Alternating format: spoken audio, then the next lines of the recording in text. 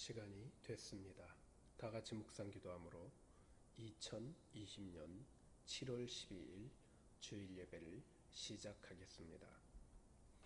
찬송가 1장 만복의 근원 하나님. 만복의 근원 하나님, 온 백성 찬송 드리고, 저 천사여 찬송하세. 찬송 성부 성자 성령.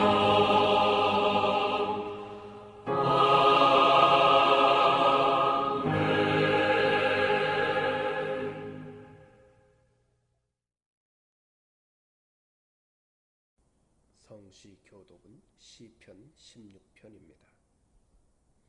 하나님이여 나를 보호하소서. 내가 주께 피하나이다. 내가 여호와께 아뢰되 주는 나의 주시오니 주 밖에는 나의 복이 없다 하였나이다. 땅에 있는 성도는 존귀한 자니 나의 모든 즐거움이 저희에게 있도다.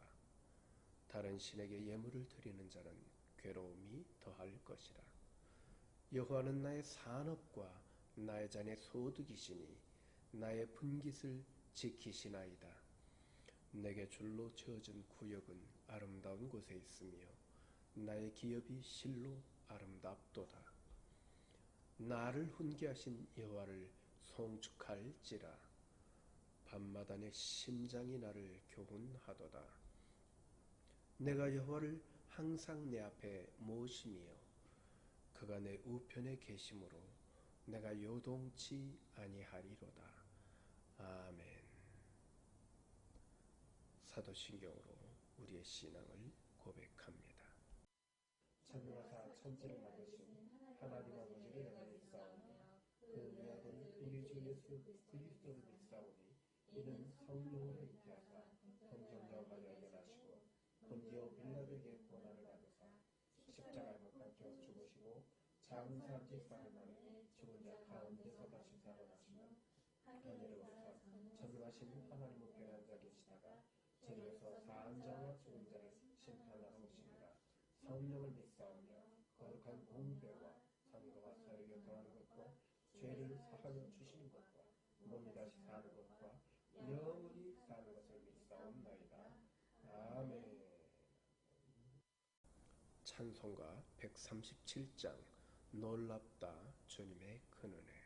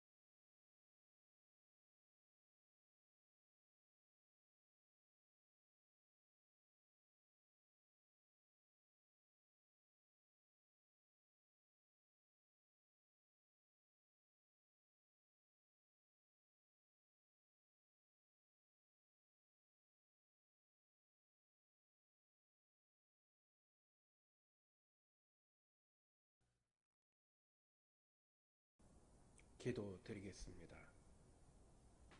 만군의 주 여호와 아버지 하나님, 하나님의 그 크신 은혜를 고맙고 감사드립니다. 참으로 아버지 하나님, 상상도 못했던 어려운 길 걷고 있습니다.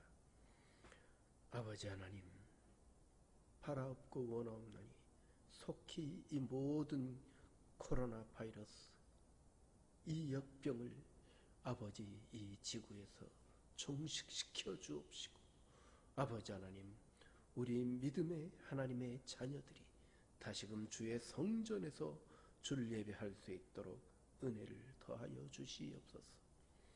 그럼에도 불구하고 지금껏 주님께서 저희를 지켜주셨사오니 아버지 하나님께 감사와 영광을 돌립니다. 장차 올 환난을 기억하고 아버지 하나님 더더욱 우리 자신을 추스리고 슬기로운 다섯 처녀의 자리에 앉아 기름을 준비하고 주님을 맞이할 아버지 하나님 신부의 자리를 가질 수 있도록 인도하여 주시옵소서.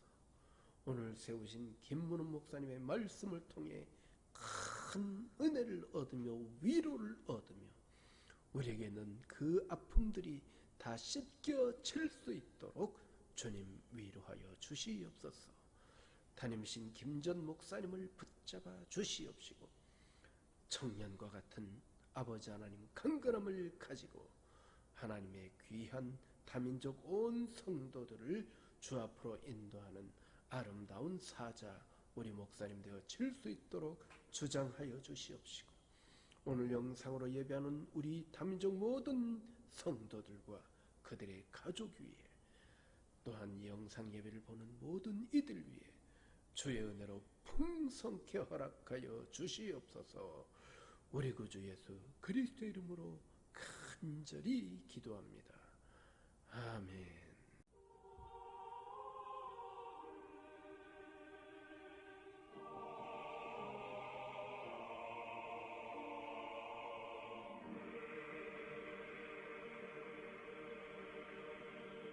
하나님의 말씀은 사사기 6장 11절에서 18절까지입니다.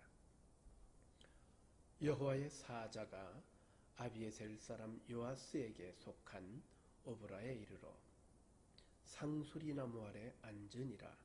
마침 요아스의 아들 기드온이 미디안 사람에게 알리지 아니하려 하여 밀을 포도주 틀에서 타작하더니 여호와의 사자가 기드온에게 나타나 이르되 큰 용사여 여호와께서 너와 함께 계시도다 하매 기드온이 그에게 대답하되 오 나의 주여 여호와께서 우리와 함께 계시면 어찌하여 이 모든 일이 우리에게 일어났나이까. 또 우리의 조상들이 일찍이 우리에게 이르기를 여호와께서 우리를 애굽에서 올라오게 하신 것이 아니냐 한 이 모든 이적이 어디 있나이까. 이제 여호와께서 우리를 버리사 미디안의 손에 우리를 넘겨주셨나이다 하니 여호와께서 그를 향하여 이르시되 너는 가서 이 너의 힘으로 이스라엘을 미디안의 손에서 구원하라. 내가 너를 보낸 것이 아니냐 하시니라. 그러나 기드온이 그에게 대답하되 오 주여 내가 무엇으로 이스라엘을 구원하리이까. 보소서 나의 집은 므낫세 중에 지극히 약하고 나는 내 아버지 집에서 가장 작은 자니이다 하니 여호와께서 그에게 이르시되 내가 반드시 너와 함께 하리니 내가 미디안 사람 치기를 한 사람 치듯 하리라 하시니라. 기드온이 그에게 대답하되 만일 내가 주께 은혜를 얻었사오면 나와 말씀하시니가 주 되시는 표징을 내게 보이소서. 내가 예물을 가지고 다시 주께로 와서 그것을 주 앞에 드리기까지 이곳을 떠나지 마시기를 원하나이다 하니 그가 이르되 내가 너의 돌아오기까지 머무르리라 하니라. 아멘. 하나님의 말씀입니다. 이 말씀을 읽은 여러분과 여러분 가정에 하나님의 크신 은총이 함께하기를 축원합니다.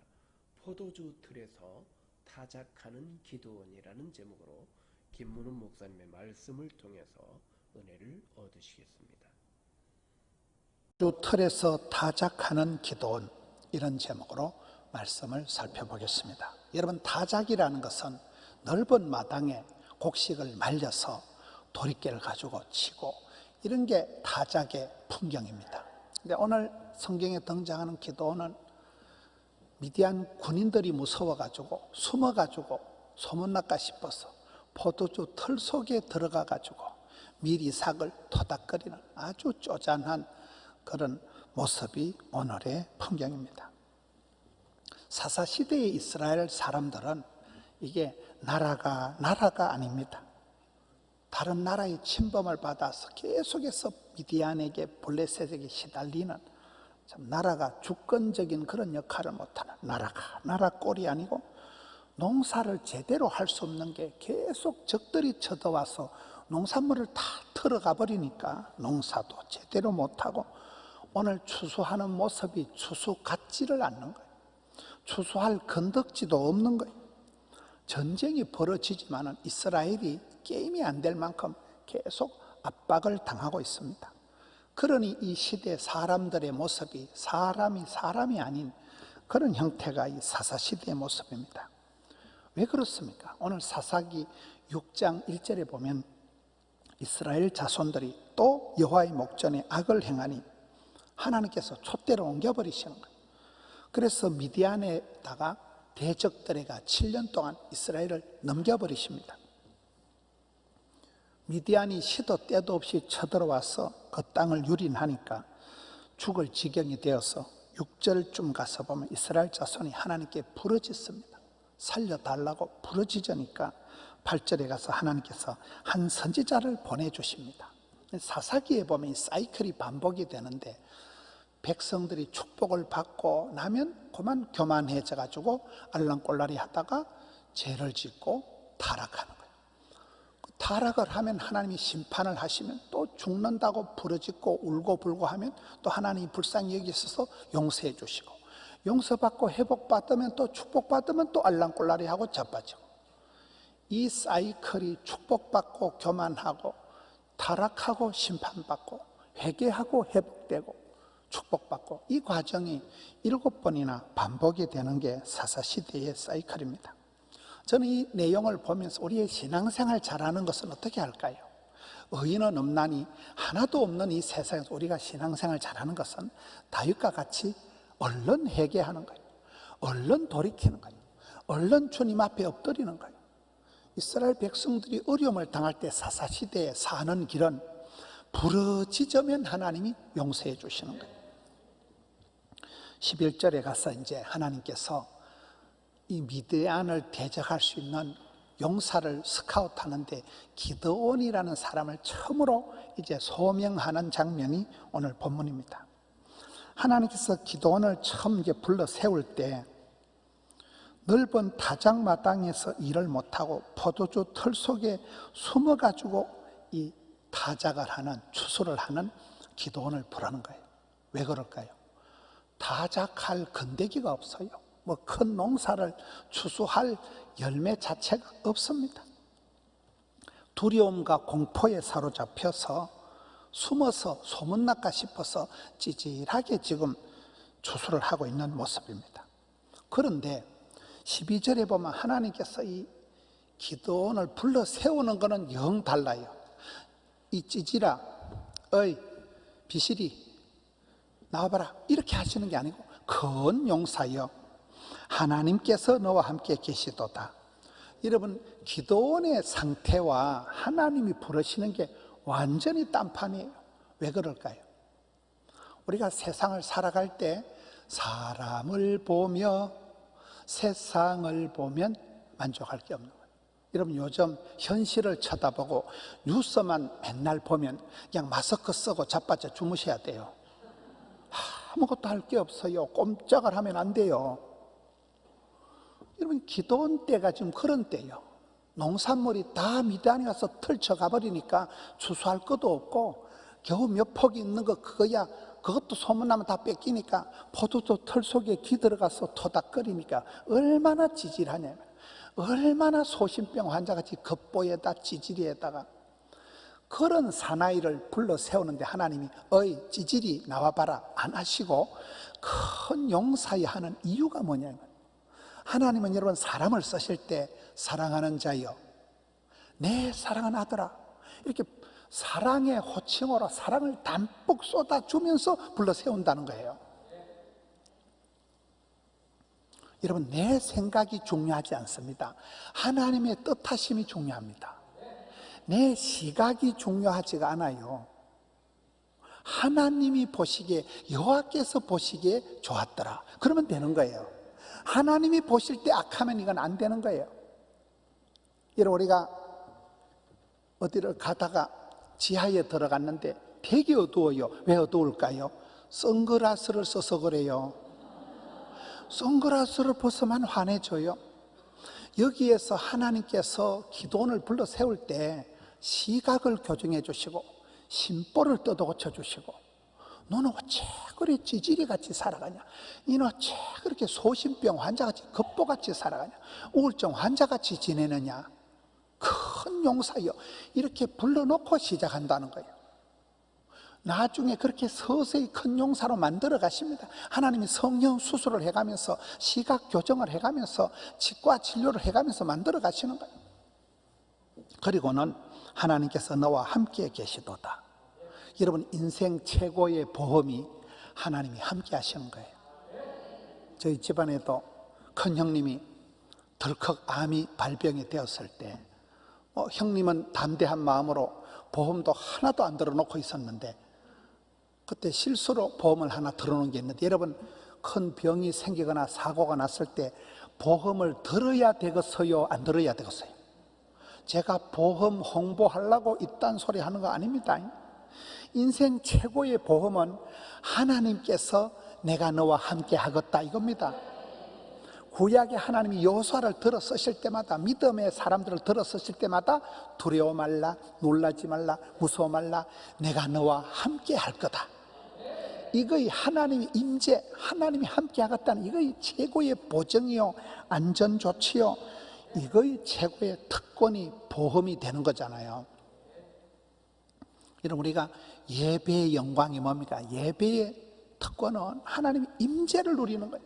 하나님의 강력한 임재를 느끼는 거예요. 예배하는 그 순간에 우리 몸에 전율이 일어나고 찬송이 하늘에 사무치고 기도가 주께 상달이 되고 말씀이 선포될 때 그 말씀을 들을 때 가슴이 벌렁벌렁 해야 되는 거예요.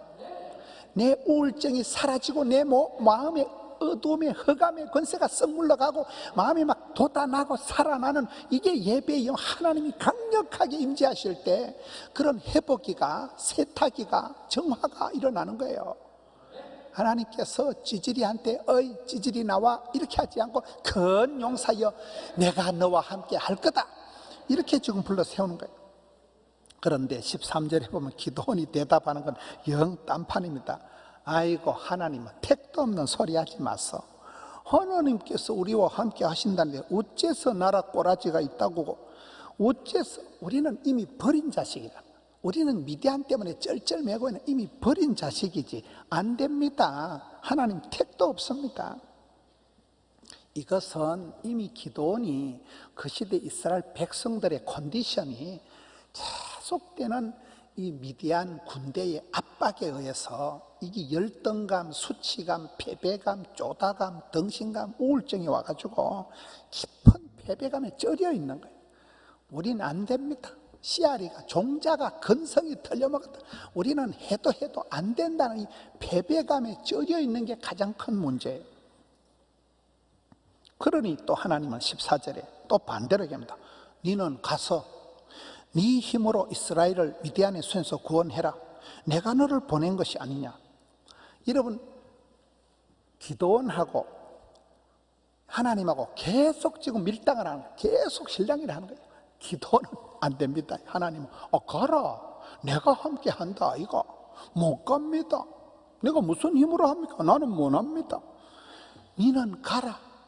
여러분, 하나님이 모세를 부를 때도 가라 모세 애굽 땅 바로에게 가서 외치라는 거예요.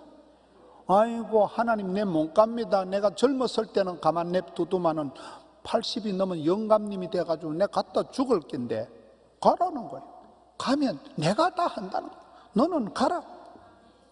네 힘으로 이스라엘을 구원하라는 거예요. 힘달굴이 하나도 없는데, 가지고 있는 뭐 추수할 것도 건더기도 하나도 없는데. 여러분, 예수님께서 베세다 들판에서 5,000명을 먹이는 기적을 행하실 때도, 오병이어 기적 때도 먼저 너희가 먹을 것을 주라. 아무것도 없는데, 빵 공장도 없는데 너희가 먹을 것을 주라. 내가 너를 보낸 것이 아니냐. 네가 출처가, 소속이가, 신분이 뭐냐. 내가 너와 함께한다. 내가 너를 보냈다. 너는 내 것이다. 사돈 낱말하듯이 얘기하지 말고 네가 해라. 미적거리지 말고 꾸물거리지 말고 발휘해라. 누구 시켜 먹으려고 덤비지 말고 직접 해라. 다이렉트로 해라. 세상 일하는데도 밤잠을 못 자고 그래 설치는데 쓰잘데없는 일, 아무것도 의미도 없는 일에 그렇게 지쳐서 난린데 주의 일을 해라. 주님 기뻐하는 일을 해라. 딴짓하지 마라. 여러분, 물고기 잡는 베드로를 불러 세운 예수님께서 이제는 물고기 잡아서 매운탕 해 먹으려고 하지 말고 사람을 낚는 어부가 되라, 이렇게 하시는 거잖아요. 지금 여기에 추수할 건더기도 없고 추수할 거리도 없지만은 하나님께서는 기도원을 불러세우면 네 자신이 나서라. 네를 바쳐라. 네가 예물이다. 네가 바로 회개에 합당한 열매가 되고 네가 예물이 되고 네가 용사가 되고 네가 해라. 아무것도 없는데, 할 건덕지가 하나도 없는데도 네가 하라는 거예요. 네가 나라를, 민족을 구원하라는 거예요. 네 힘으로 하라는 거예요. 이게 하나님이 우리에게 도전하는 모습입니다. 15절에 주님, 아이고 주님, 주님, 아이고 주님, 내가 무엇으로 이스라엘을 구원하리까? 나는 우리 집안에서 가장 작은 자니이다. 나는 본래 작고 원래 작고 오리지널 쫓겨나고 우리 집안도 신통찾고 집안 내력이 서팩이 내놓을 카드가 아무것도 없는데 내가 무엇으로 이 일을 합니까? 못합니다. 여러분, 다윗이 성공한 것은 일평생을 살아가면서 자기를 왕으로 생각해 본 적이 없어요. 항상 나는 하나님 나라의 미천한 종이라, 하나님 아버지 집에 나는 작은 자라. 그게 다윗이 성공한 비결입니다. 평생을 교만 피울 틈이 없었습니다. 내가 무엇으로 이스라엘을 구원하리까? 나는 가장 작은 자니이다. 기도원이 그렇게 하니까 또 16절 하나님께서는 내가 반드시 너와 함께하리라. 네가 미디안 사람 치기를 한 사람 치듯 하리라. 13만 5천 명이 쳐들어와도 까짓 거 300용사 끌고 가서 네가 최고 살인관이 돼서 특공대 대장이 돼서 한 명 치듯이 간단하게 원샷에 해결할 것이다. 이게 하나님의 처방입니다. 너무나 의심이 많고 불신에 빠져서 두려워서 벌벌 떠니까, 쩌려가지고 있으니까 반드시 내가 너와 함께 하리라. 저는 요즘 제가 설교를 하면서 많이 했던 말이 필복, 필상, 필통, 필상 이런 거예요. 필복, 반드시 너에게 복을 주고 복을 주리라. 필상, 필성, 반드시 번성하고 번성하리라. 필상, 찾는 자에게 반드시 상을 주겠다. 필통, 하나님께 부르짖으면 하늘문이 열리고 소통이 되고 필통이 되고 유통이 되고, 부르짖으면 하나님은 하늘문이 열어주신다. 하나님 보좌를 움직인다는 거예요. 세상에 핸드폰은 통화 중독 걸리지만 헤븐폰은 하늘나라 전화는 걸면 걸린다는 거예요. 여기 반드시 너와 함께 하겠다. 함께 한다는 걸 안 믿어지고 못 믿으니까 반드시 너와 함께 하리라.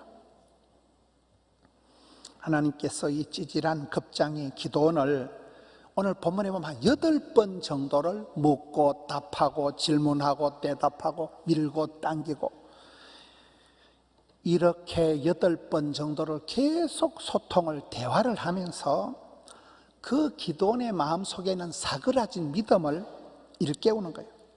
잠자는 야성을 터치해서 건드리는 거예요.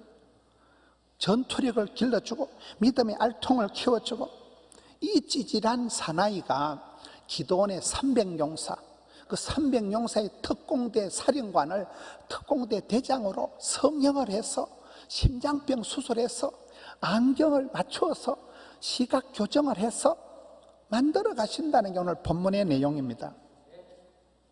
사사시대의 모습은 오늘의 우리나라의 모습과 비슷하다, 이런 얘기를 합니다. 사이클이 7번이나 반복되듯이 인생은 꿈 넘어 꿈이요, 산 넘어 산이요, 산 넘어 똥밭이요, 산 넘어 지뢰밭이요, 이 고비 지나면 저 고비가 오고 날마다 때마다 위기의 연속입니다. 코로나 때는 위기가 너무나 날마다 길어지는 게 문제예요. 여러분, 농사라는 건 추나 추동이 이어지는 거예요. 파종기가 있고 7, 8월에 한참 무성하게 자랄 그런 양육기가 있고 추수 때가 있고 겨울에 농한기, 겨울에 겨울잠을 잘 때가 있습니다. 농사하는 사람들은 이 사시사철을 한순간도 소홀히 할 수가 없는 거예요. 한 번의 사고를 용납할 수가 없는 거예요. 철 따라 농사일도 계속 이어지는 것입니다. 우리나라 과일이 선교지 해외 어디 가도 맛있는 것은 추나 추동 사시사철이 분명하기 때문에, 우리나라의 횟감이 맛이 다른 것은 썰무리가 밀무리가 또렷하기 때문에 더운 나라의 발뚝만한 고기를 아무리 해를 쳐놔도 맛이 없다는, 우리나라 횟감이 우리나라 과일이 맛있다는 거예요. 농사 짓는 사람들은 여러분 농사를 풍년이면 풍년이고 흉년이면 흉년이고 쭉 이어진다는 거예요. 요셉이가 7년 대풍년을 잘 버텼기 때문에 7년 풍년을 지혜롭게 잘 감당했기 때문에 7년 대기근도 감당을 하는 거잖아요. 이런 풍년이라고 마냥 좋은 게 아니에요. 농사꾼들 얘기를 들어보면 풍년이다 그러면 값이 똥값이에요. 농산물이 풍년이면 가격이 폭락을 해버리기 때문에 밭대기를 갈아엎어버립니다. 여러분 손바닥만한 텃밭이 있다고 해보세요. 농사짓는 사람은 손바닥만한 텃밭에 옥수수도 심고 고개 열무김치 심고 상추 심고 가지 심고 오만 때 먹고 구석에 또 못 살 땅에 또 호박을 또 심어요. 보면요, 농사짓는 사람은 철마다 거두었다가 심었다가 뿌렸다가 땄다가, 이게 농사입니다. 자식 농사도 그렇고 모든 농사가 그렇고, 농사는 실패는 없는 거예요. 실패는 해도 피드백이 남는 거예요. 해거리가 있습니다. 해거리. 금년도 과일이 안 달리면 내년도 오롱조롱 달리는 게 해거리가 있습니다. 이 씨감자는 먹으면 안 되는 거예요. 이순신 장군이 신에게는 12척이 남아 있습니다. 꼴랑 12척이 남아 있으니까 오기가 발동하는 거예요. 작전이 생기는 거예요. 그래서 대첩을 승리로 이끄는 게 이순신 장군이잖아요. 오늘 여기 보면 기도원이 추수할 건디기도 없고 추수할 분위기도 아니고 추수할 내용이 없지만은 농사라는 건 그렇다. 끊임없이 이어진다는 거예요. 한순간도 소홀할 수 없는 거예요. 여러분 성경 역사를 보면 추수 때에 대부분 전쟁이 잘 일어나요. 왜 그럴까요? 추수 때는 대군이 쳐들어와도 군량미가 해결이 되는 거예요. 현장에서 조달하면 되는 거예요. 빼앗아 먹으면 되는 거예요. 오늘 본문에도 그런 내용입니다. 전쟁도 계속되는 거예요. 사능기 전쟁이에요. 세포와의 세균과의 전쟁, 지금은 바이러스와의 전쟁 중입니다. 성경은 창세기 3장 여자의 후손과 뱀의 후손과의 전쟁, 요한계시록에 갯돈이 터지는 거 알아요? 아마 갯돈 전쟁이 아니고 성경은 전쟁 이야기입니다. 나타나는 대적에 따라 쓰임받는 용사도 다른 거예요. 미디안이 쳐들어오면 하나님이 기도원을 들어서시고 블레셋이 쳐들어오면 삼손을 들어서시는 거예요. 강감창 장군이 있고 이순신 장군이 있고, 여러분 그때마다 하나님은 시대마다 그 땅에서 사람을 불러서 쓰시는 거예요. 파레토 법칙이라고 있더라고요. 2080 법칙이라고. 100명의 사람이 있어도 그중에 일꾼은 한 20명 밖에 안 된대요. 나머지 80명은 있어나 만한 사람이라는 거예요. 어디라도 그런 파레토 법칙이 있다는 거예요. 여러분 어떤 공동체에 가도 어떤 모임에 가도 나를 좋아하는 사람도 있지만 죽으라고 나를 꼴보기 싫어하는 사람도 20%는 있대요. 그런데 나를 그렇게 꼴보기 싫어하는 사람 20%가 사라지면 좋은 때가 올까요? 어디서 나타난지 새롭게 20%가 만들어진대요. 항상 20대 80은 유지가 된다는 거예요. 뭔 말이요? 그래 우리가 어디 가서 저 인간 꼴보기 싫어 못 살겠다 해서 그 인간을 덜어내려고 싸우지 말고 적과의 동침, 사랑과 전쟁은 계속되어진다니까요. 여러분 이스라엘 역사에 보면 미디안이 대적질을 하다가 사라지면 블레셋이 나타난다니까요. 항상 대적이 있는 거예요. 항상 이집트가, 아수르가, 바벨론이, 페르시아가, 예수님 오실 때 로마까지 계속 압박을 하는 그런 대적들이 있는 것입니다. 전쟁이 일어나면 여러분 군인들이 많이 죽을까요? 민간인들이 많이 죽을까요? 전쟁이 벌어지면 정작 피해를 보는 것은 군인들보다도 민간인들이 더 많이 죽습니다. 코로나가 그런 코로나가 대한민국이 럭키한 것은 코로나가 젊은 애들한테 많이 게이 클럽이니 청년들한테 코로나가 번지면서 이 청년들은 코로나가 걸린 줄도 모르고 안 걸린 줄도 모르고 막 들락날락한데 막 그냥 나았다가 무증상자로 돼서 온데 싸돌아다녔다가 또 나았다가 또 걸리기도 하고, 이게 코로나예요. 대한민국 지금 코로나 확진자가 13,000명쯤 되는데 전문가들이 하면 한 4만 명쯤이 된다고 본대요. 지도 모르고 내도 모르는 젊은이들이 많다는 거예요. 미국 같은 데가 심각한 것은 양로원이나 노숙자들이나 이런 연세가 많으신 분들한테 코로나가 들어가면 미국 같은 데는 양로원이 싹 다 죽어버리는 거예요. 그 양로원 안에 모든 인원이 다 죽는 이런 데가 있는 거예요. 연세가 많으시니까 기초 체력이 떨어지고 이런 면역이 약하니까 이 코로나가 젊은 것들은 뭐 여전히 싸돌아다니는데 연세 많은 분들은 심각한 문제가 생긴다는 거예요. 여러분, 전쟁이 일어나면 군인이 죽는 게 아니고 민간인이 먼저 죽는다니까요. 여기에 전쟁 중에서 가장 힘겨운 전투는 누군가 하면 바로 내 자신과의 싸움이라는 거예요.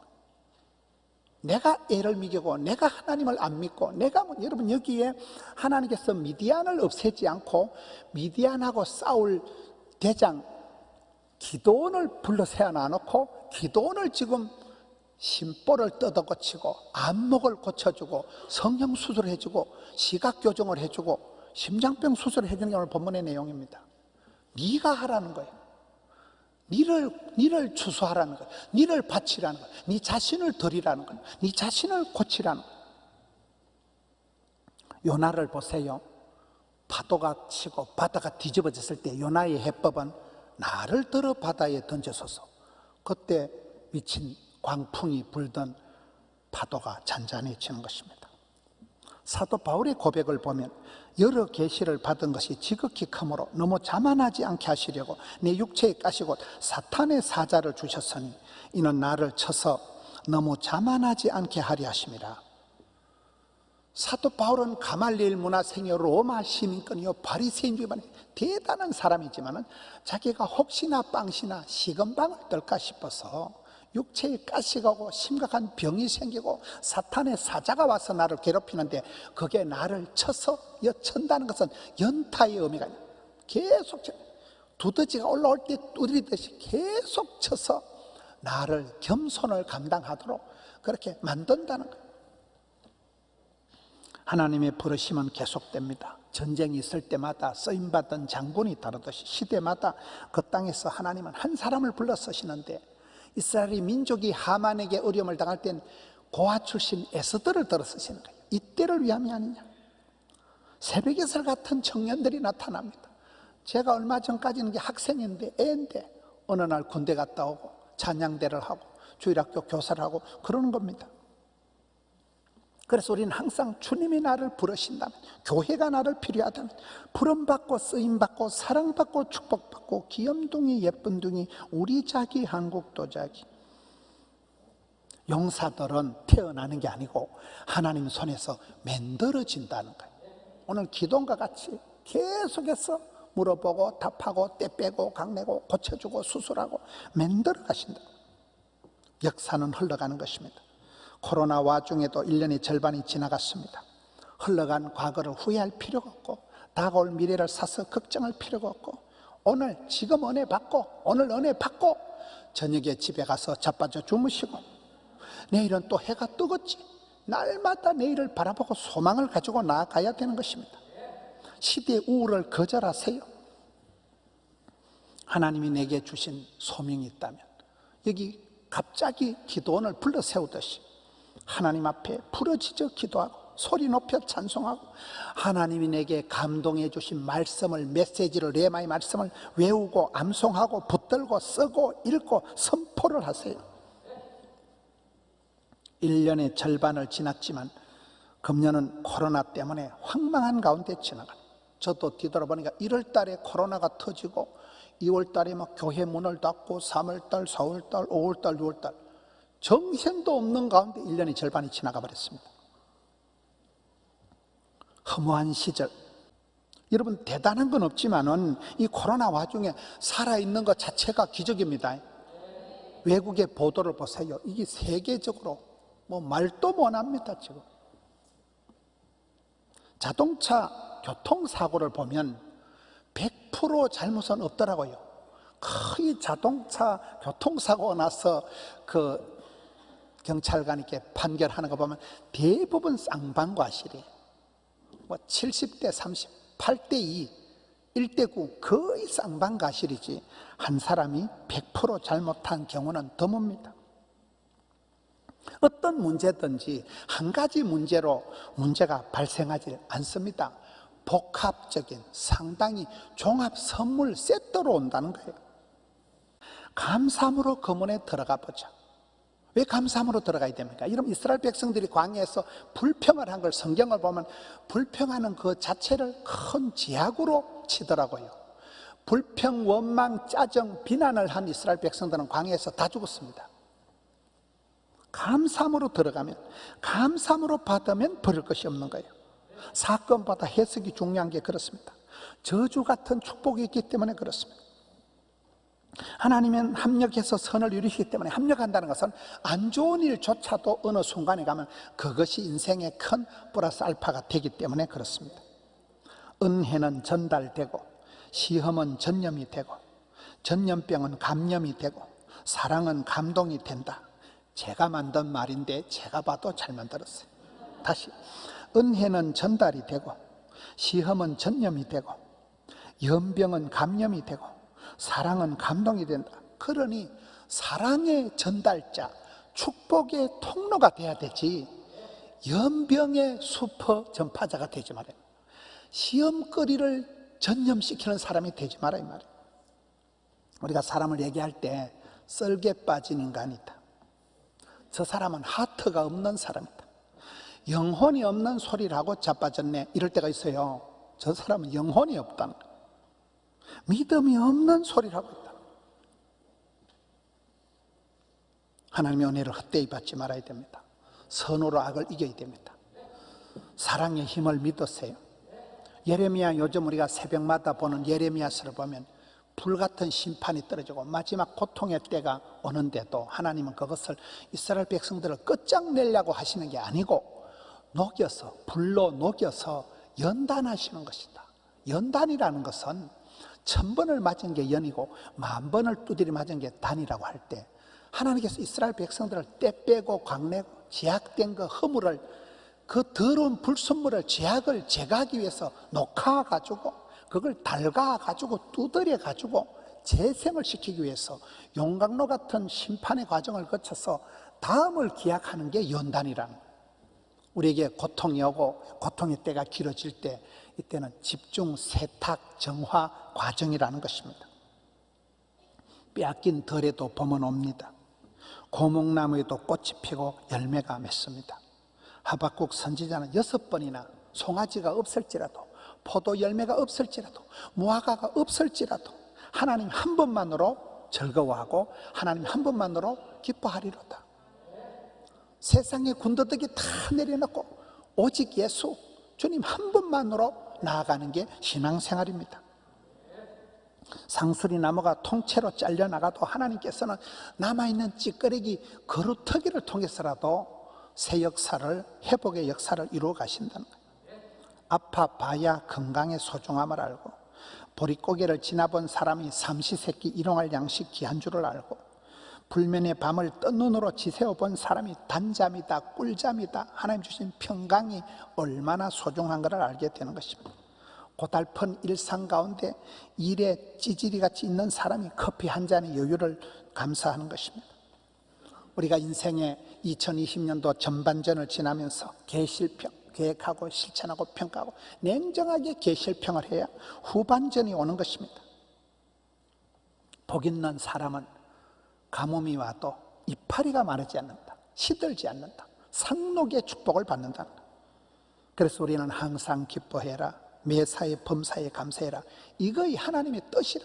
안 좋을 때도 감사할 수 있는, 건더기가 없을 때도, 추수할 것이 없을 때도 감사할 수 있는, 이게 그 사람의 믿음의 본질이라는 거예요. 하나님을 믿기 때문에 그렇습니다. 인생의 전체 과정을 바라보기 때문에 그렇습니다. 가난해도 감사. 가난한 사람들은 뭐 살찌고 성인병이 걸리고 할 게 없어요. 아파도 감사, 수술을 하면서 작은 병을 치르면서 큰 병을 예방하는 것입니다. 부도감사. 제가 지난주에 동치미 녹화를 했습니다. 몇 년 만에 녹화를 하니까 예능감이 떨어져서 뭔 말을 했는지 기억이 안 나는 거예요. 행설 수술하다 왔습니다. 근데 제 옆에 앉은 원장님이 자기 밑에 의사가 60명이 있었다는 거예요. 의사 60명을 데리고 큰 병원을 경영하던 원장님이 아이고 행복하겠다. 의사가 60명 있으면 얼마나 병원이 커겠어요. 그런데 그때 자기가 죽을 것만 같더래요. 그래가지고 다 내려놨다는 거예요. 그때 60명이나 되는 의사들을 데리고 있는 큰 병원의 병원장이 그때 자기가 내려놓지 않았으면 반드시 죽었다는 거예요. 여러분 그 정도 큰 걸 내려놓을 건더기가 있는 건 감사한 거지만은 우리는 내려놓을 것도 없고 붙잡을 것도 없는 게 문제지만은 그분 얘기가 그 60명에 되는 원장들을 의사들을 데리고 있을 그때가 호시절이 아니고 죽을 것만 같았다니까요. 그때 못 내려놨으면 인생 죽는다니까요. 우리는 수술을 해도 감사하고 부도가 나도 감사하고 어떤 경우에도 이래도 감사 저래도 감사 어쨌든지 감사. 이게 믿음이라니까요. 하나님 이게 인생 끝장이 아니라 다시 반전의 하나님, 인생 후반전이 있다는 거예요. 우리에겐 주님이 계십니다. 승리하신 주님이 계십니다. 그분을 따라가면 후회할 일이 없을 것입니다. 이 혼란한 세상 코로나 한복판을 지나가면서 다시금 자기를 부인하고 자기 십자가를 걸머쥐고 주를 따라가는 발걸음 흔들리지 않는 우리 성도님들 되시기를. 약할 때 힘들 때마다 주여 성령으로 기름 부어 주옵소서, 감당하게 하여 주옵소서. 부르짖는 우리 성도님들 되시기를 축원합니다. 교회 소식을 전합니다. 날씨가 더워지므로 사람의 외출이 많아지고 더불어 코로나19이 더 기승을 부리고 있습니다. 마스크와 손 세정제를 꼭 지참하시고 사회 거리두기를 철저히 지킴으로 우리의 건강을 철저히 지키시기 바랍니다. 지난 주일에는 담임 목사님 가족, 김 목사 가정, 박정은 전도사님 가정, 임에스더 전도사님, 박승국 집사님 가정, 배영 집사님, 사찰 집사님 가정이 교회에서 예배를 드렸습니다. 감사합니다. 마지막 찬양 410장 하나님의 은혜로 이 찬송 후에 담임 목사님 축도로 이 예배를 마치도록 하겠습니다.